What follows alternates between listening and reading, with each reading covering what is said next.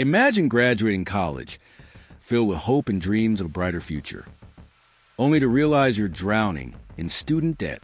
Now, picture a stranger offering you a lifeline. Sign up today and we'll wipe your loans clean. Thousands of desperate young Americans clicked that link, believing relief had finally arrived. But instead of freedom, they lost everything. Their bank accounts drained, their identities stolen, their futures shattered. What started as hope turned into heartbreak. Before we dive in, drop a comment telling me where you're watching from, and don't forget to hit that subscribe button. Your support keeps us motivated to bring you chilling, educational, and true stories about how cybercrime changes lives. So sit back and let's begin. In the United States, student loan debt is a storm that weighs heavy on millions of shoulders. By the early 2020s, over 45 million Americans carried nearly $1.7 trillion in student loans. That's more than credit card debt, more than auto loans, second only to mortgages. For many families, debt was a chain they couldn't escape. Parents co-signed loans, sacrificing retirement savings. Graduates entered the workforce already thousands of dollars in the red. Some skipped doctor visits, delayed marriages, even put off having children, all because of debt. It's in this sea of desperation that predators smell blood. The scam didn't arrive in the dead of night. It came in bright colors, bold letters, and official-looking seals. Emails, text messages, even Facebook ads shouted, "New federal student loan forgiveness program. Apply today." Government-backed relief is here. The branding looked real. The language mirrored Department of Education announcements.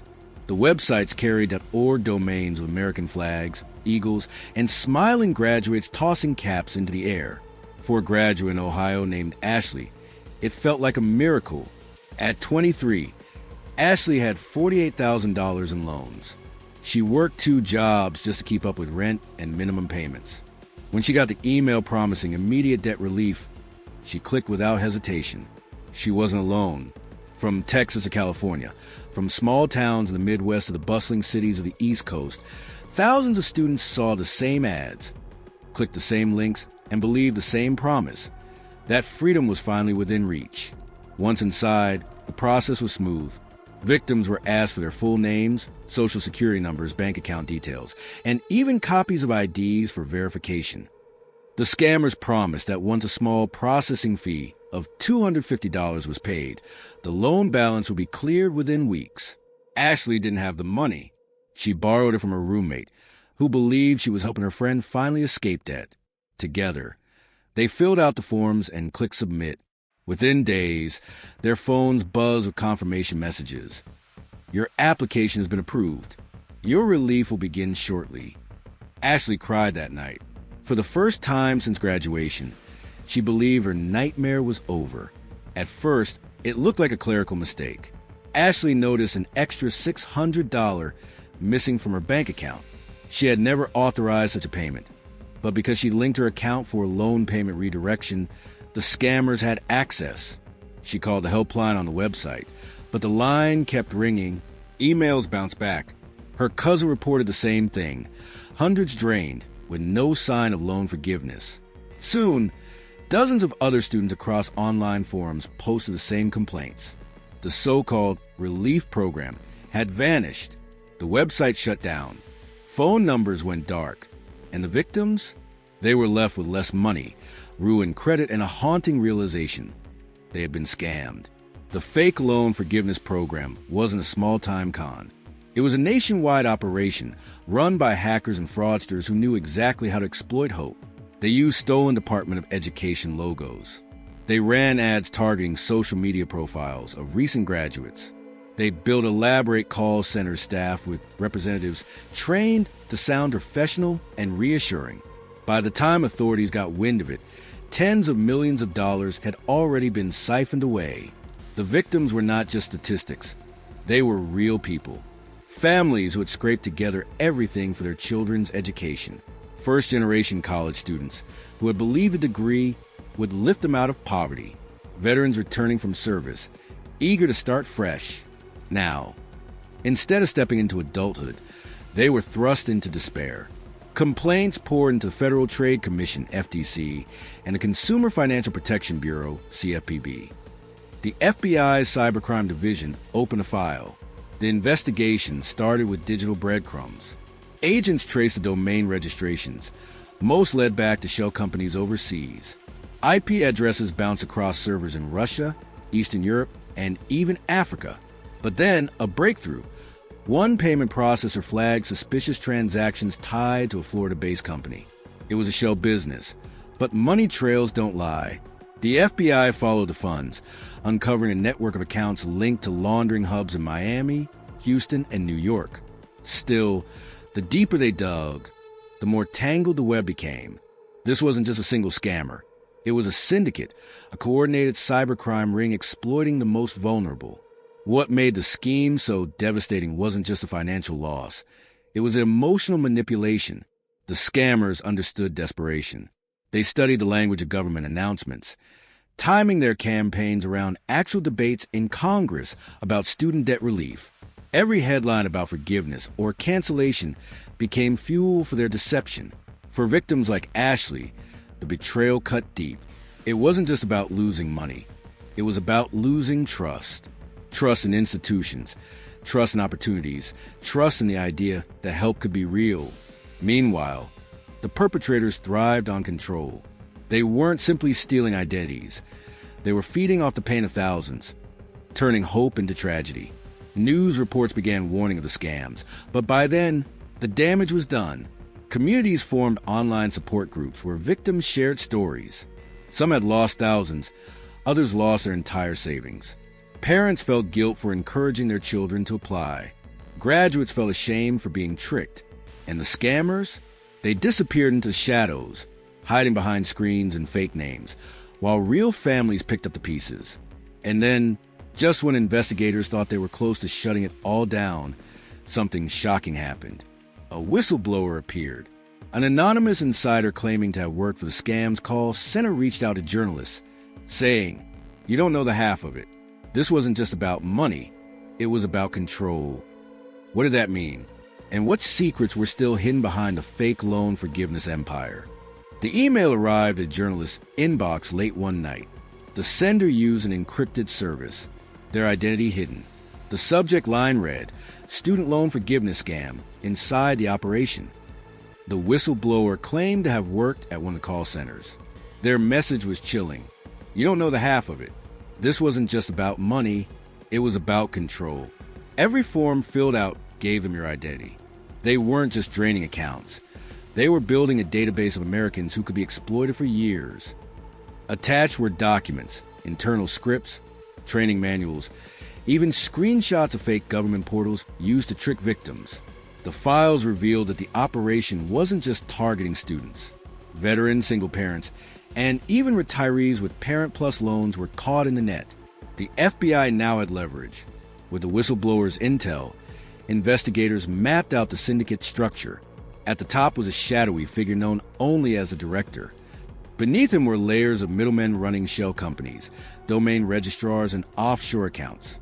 The call center employees were mostly low-level recruits who promised commissions for every victim they processed. But the most disturbing revelation? The stolen identities weren't being sold off piecemeal. They were being stored, cataloged, and encrypted on servers abroad. Hackers planned to use them for future frauds, tax scams, medical identity theft, even blackmail.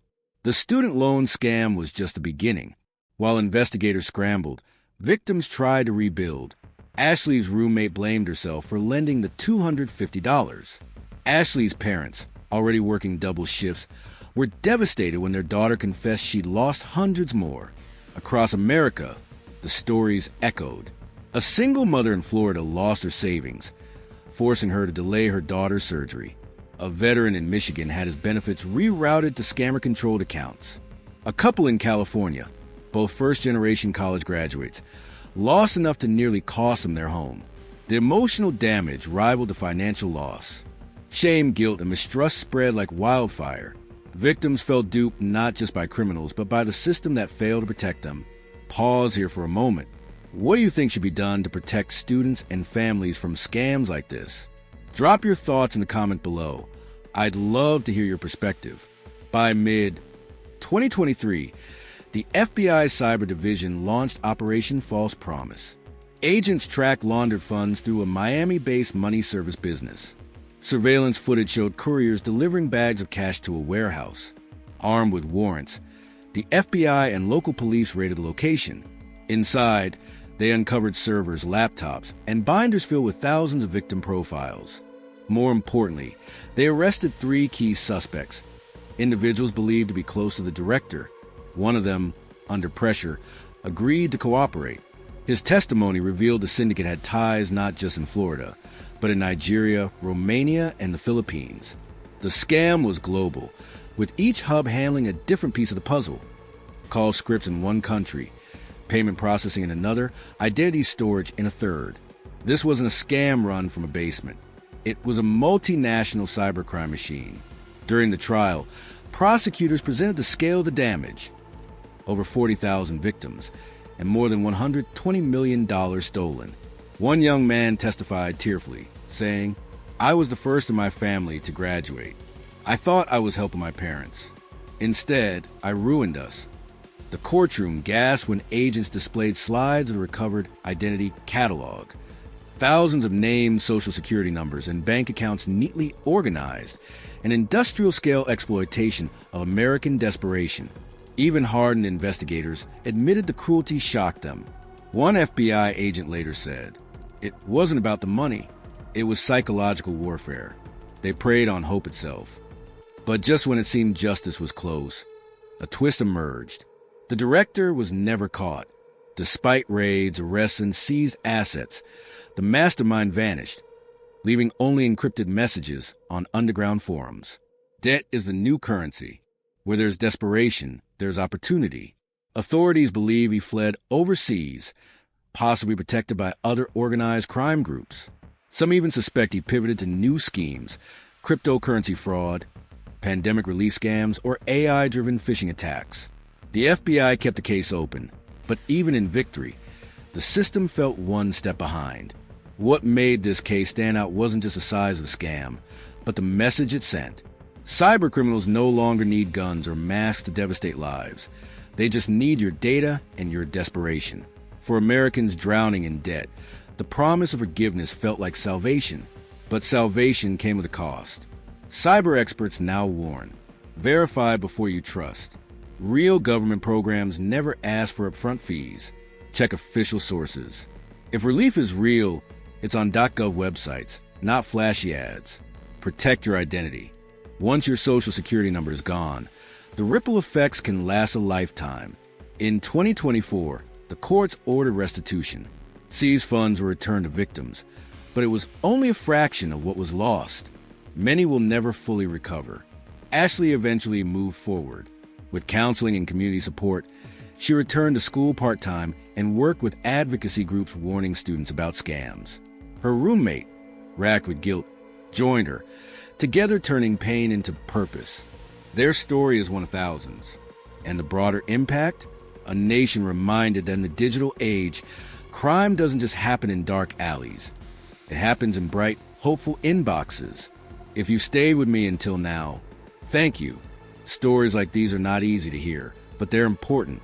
They remind us how fragile trust can be, and how easily hope can be twisted into tragedy. If you or someone you know has ever faced debt, desperation, or even the lure of an easy solution, remember this. Scammers don't just want your money, they want your future.